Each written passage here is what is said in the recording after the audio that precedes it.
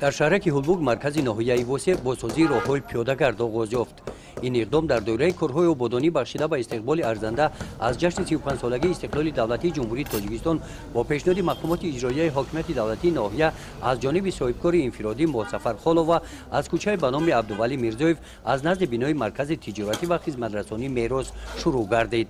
شکرانه تنجی و امانی تاجیکستان میکنیم.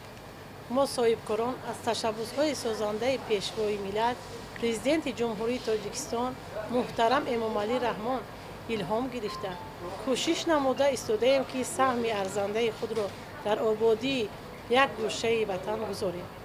ما مقصد داریم که در آینده در کارهای آبادانی سهم خود را گذاریم. با در نظر داشت وضع اکولوژی و در سرگاه کوچه قرار گرفتن بینای مذکور ماموریت جهت زیبا و آزاده نگاه داشتن محیط همیشه جویبارهای کنار راه پیاده‌گرد را تازه نگاه داشته در شفت آن با گذاشتن گل‌های آرایشی دقت ساکنان و مهمانان را به این موضع دیدنی جلب می‌سازند. بهترین اگر هر یک مردک که مثلا غیرت داره یا که منبع داره همین واسه سیکلیستان شده بود.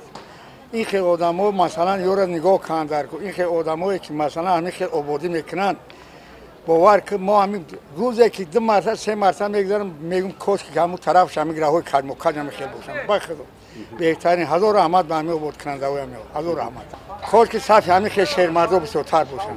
در ناحیه وسع با اقدام این صاحبکار وطنی غیر از بازسازی راه پیاده‌گرد در دایره کارهای آبادانی این گوشه تاجیکستان محبوبمون مسافت 6 کیلومتر راه ماشینگرد دهه‌ای به نام حسن قربانوف در دهات توگرک منفش کرده شده. کارهای وصل چراغک‌های روشنی دهنده ادامه دارند. سهم صاحبکاران را در کارهای آبادانی به ادامت گرفته در جنبه 30 سال از نام مقامات اجرایی حاکمیت دولتی ناحیه به آنها سپاسنامه‌ها تقدیم کرده شدند. گزارش خواجه نظریف خدای نظر ظهروف از ناحیه وسع برای برنامه اطلاعاتی نوید